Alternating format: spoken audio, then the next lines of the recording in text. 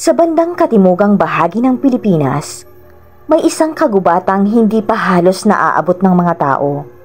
Ang kagubatang ito ay pinaniniwalaang may nakatagong kayamanan. May iilang mga tao ang sumubok ng pasukin ito. Ngunit walang sino mang nagtagumpay na makuha ang hinahangad na yaman. Sapagkat may isang napakagandang diwata ang nagbabantay sa kagubatan. Hindi niya hayaang makuha ng sino man ang kayamanang nagsisilbing palamuti sa kanilang kaharian. Ang diwatang ito ay nagmula sa lahi ng mga Kinari. Sila ay bunga ng pag-iibigan ng isang engkanto at ng isang tao. Siya ay kalahating diwata at kalahating tao o ang tinatawag na engkantao.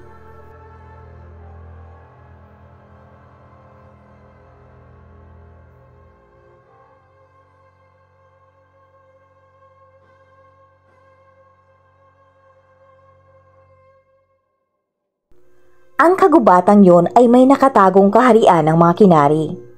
Kumikislap ang buong paligid nito dahil napapalumutan ito ng mga ginto. At ang mga gintong yon ang hinahangad na maangkin ng mga taong ganid na sumusubok na pasukin ang kagubatan. Ngunit nililin lang sila ng diwata. Kahit anong subok ay hindi nila makita ang daan patungo sa hinahangad nilang kayamanan. Isang araw ay may nakitang isang lalaki ang magandang diwata. Nakahandusay ito sa ilalim ng malaking puno at mukhang hinang-hina ito. Dahil sa awa ay nilapitan niya ito. "Sino ka? Anong ginagawa mo sa kagubatang ito?" tanong niya dito. "Ako si Aurelio. Ilang araw na akong naliligaw. Hindi ko makita ang tamang daan pa uwi. Gutom na ako at uhaw na uhaw. Maawa ka sa akin, tulungan mo ko." Nangihinang wika ng lalaki. "Bakit ka napadpad dito? Anong pakay mo?" tanong ng diwata. "Nais ko lamang makitang kagandahan ng kagubatang ito. At totoo nga ang sabi nila, malaparaisong lugar na ito. Sa sobrang paghanga ko sa kapaligiran, hindi ko na malayang napalayo na ako ng gusto at hindi ko na makitang tamang daan pabalik. Maraming salamat at may ibang tao rin pala dito. May kasama na ako." Wika nito. "Ha?" Nagulat ang diwata. "Maaari bang makahingi ng kahit konting tubig at pagkain? Nung isang araw pa naubos ang aking baon. Hindi ko na makita yung mga nadaanan kong mga puno ng prutas na magsisilbi sanang pantawid gutom ko." Wika pa nito. "Hintayin mo ako dito. Kukuha ako ng makakain at maiinom mo." Wika ng diwata at naglakad dito paalis.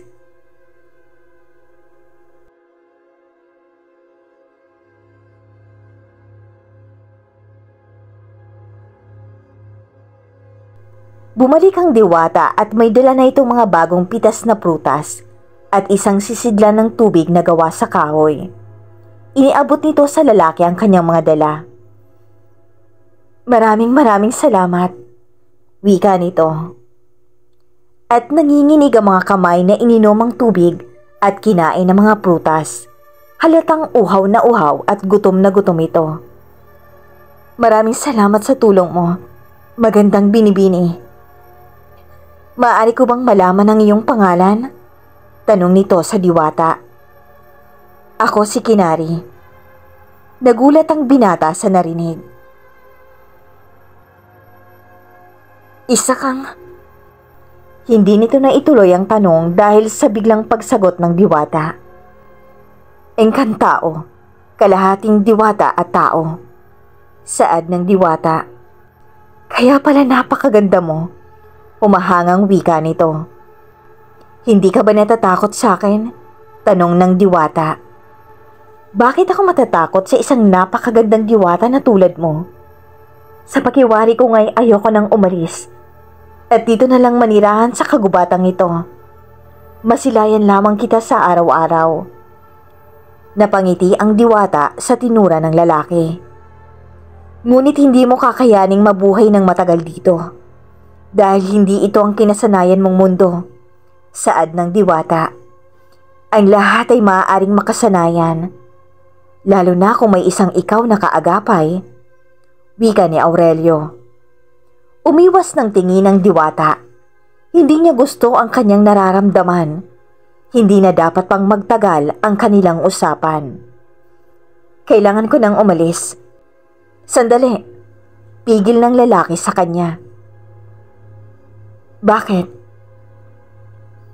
Maaari ba akong sumama sa'yo? Tanong nito.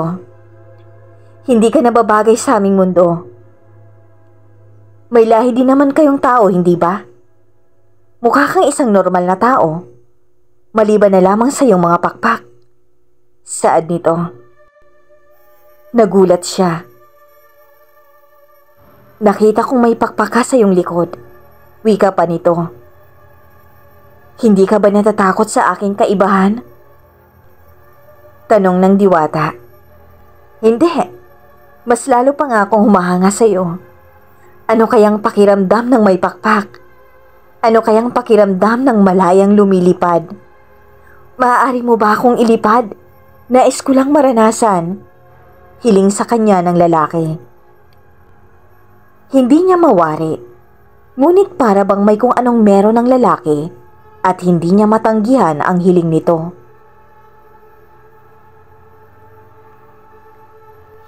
Sige, halika. Umawa ka sa akin, ililipad kita.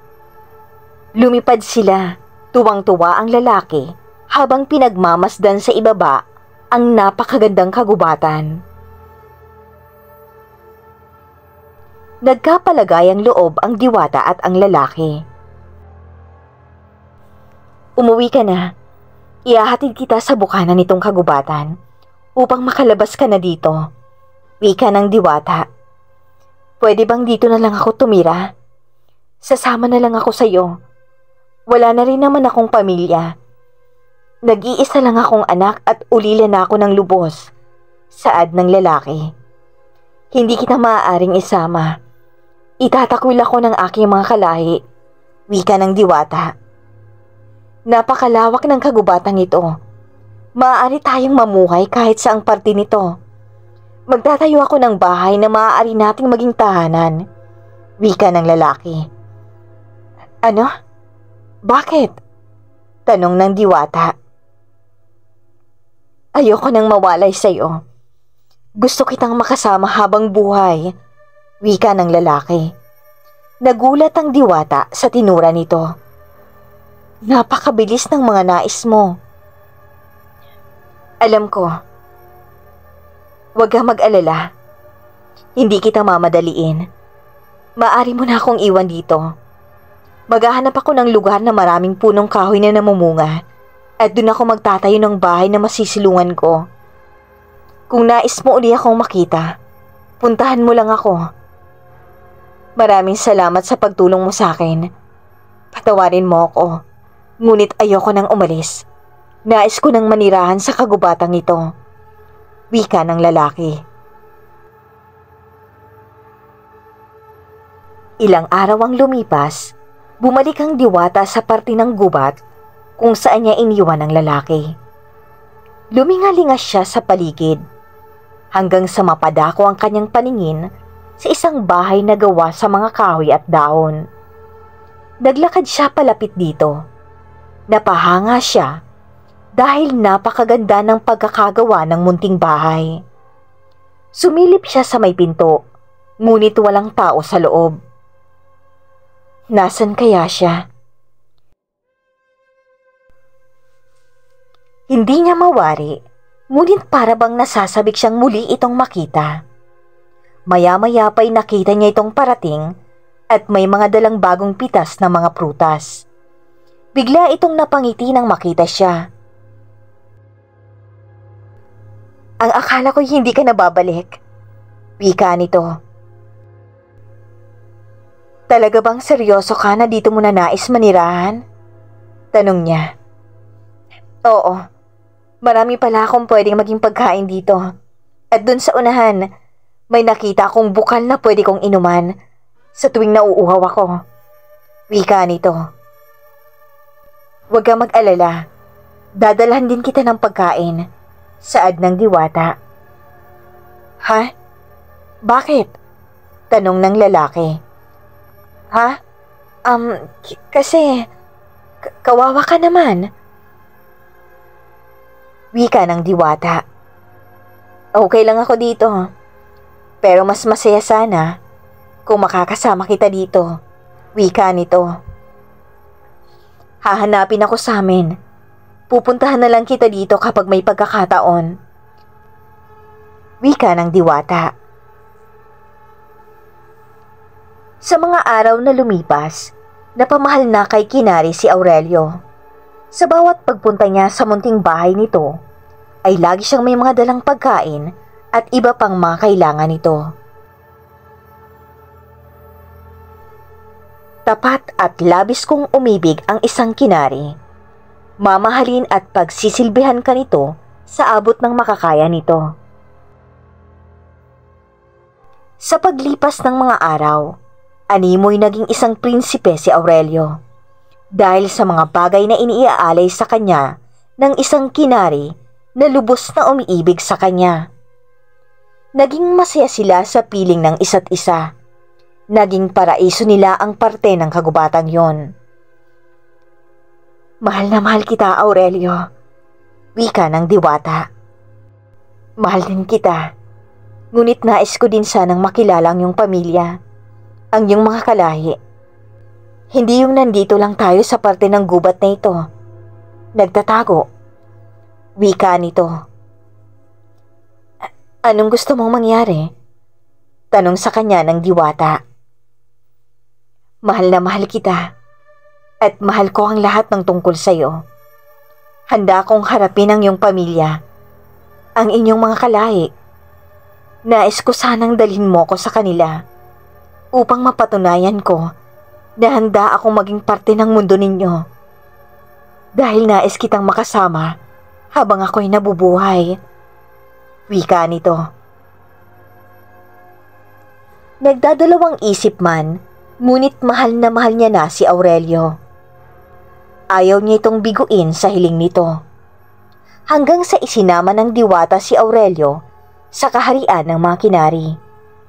Manghang-mangha ito sa nakita. Napakaganda at nagkikislapan ng paligid dahil sa mga gintong nakapalamuti sa malaparaisong lugar na yon. Nagulat ang kanyang mga kalahi dahil sa estrangherong kasama niya. Nagtatanong ang mga mata ng mga ito. Ikinuwento niya sa kanila ang lahat at nakiusap na pagkatiwalaan at bigyan ng pagkakataon ang lalaking iniibig niya, na mapatunayan nito na malinis ang hangarin sa kanya. Naging maayos naman ang pananatili ni Aurelio sa mundo ng mga Kinari. Mas lalo silang naging masaya dahil malaya na nilang naipapakita ang pag-ibig sa isa't isa. Masayang masaya ako, Aurelio. Hindi ko akalaing magmamahal ako ng isang tao. At higit sa lahat, tinanggap ka ng aking mga kalahi dito sa aming mundo. Walang pagsidla ng sayang nararamdaman ko. Saad ng Diwata. Ako rin mahal ko. Masayang masaya. Mahal na mahal kita. At hindi kita iiwan. Mananatili ako sa piling mo hanggat nabubuhay ako. Madamdaming pangako ni Aurelio sa Diwata.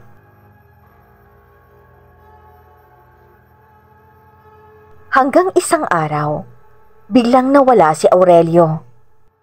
Alalang-alala si Kinari. Tinanong niya ang lahat ng kanyang mga kalahi kung may kinalaman sila sa pagkawala ng lalaki. Ngunit walang umamin, walang may alam sa biglaang pagkawala ni Aurelio. Sobrang nalungkot si Kinari. Sa bawat araw na lumilipas, ay parati siyang lumuluha. Halos malunod siya sa sobrang kalungkutan at pangungulila sa lalaking iniibig. Halos nagalugad niya na ang buong kagubatang yon, Ngunit hindi niya nakita si Aurelio. Nasaan ka na, mahal ko? Kailangan kita. Hindi ko na yata kakayaning mabuhay pa nang wala ka. Umiiyak na wika ni Kinari.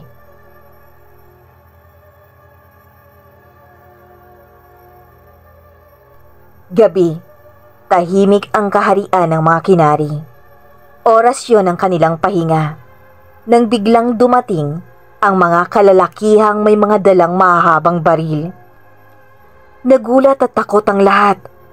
Paanong nalaman ng mga ito ang kanilang pinakatatagong lugar sa kagubatang yon? Sinisira ng mga ito ang kanilang tirahan at kinukuha ang bawat gintong makita at madaanan. Maawa kayo sa amin. Tahimik kaming namumuhay dito. Huwag niyong sirain ang aming kaharian. Pagmamakaawa ni Kinari. Umalis ka sa daraanan ko kung ayaw mong mamatay. Wika ng isang lalaki habang nakatutok ang baril sa kanya. Nagulat siya. Hindi siya maaaring magkamali. Kilalang kilala niya ang boses na yon. Kahit pa may takip ang mukha nito at mata lang ang nakikita. Aurelio? Nagtatakang tanong niya. Alis dyan! Sinipa siya nito at napahandusay siya. Gumapang siya at pilit hinawakan ang paa ni Aurelio. Aurelio, alam kong ikaw yan. Anong nangyari? Bakit? Minahal kita. Ang akala ko'y mahal mo rin ako, kaya pinagkatiwalaan kita. Nagtiwala kami sa'yo. Pero ano tong ginagawa nyo? Inanakaw nyo ang mga ginto sa aming kaharian. Umiiyak na wika ng Diwata.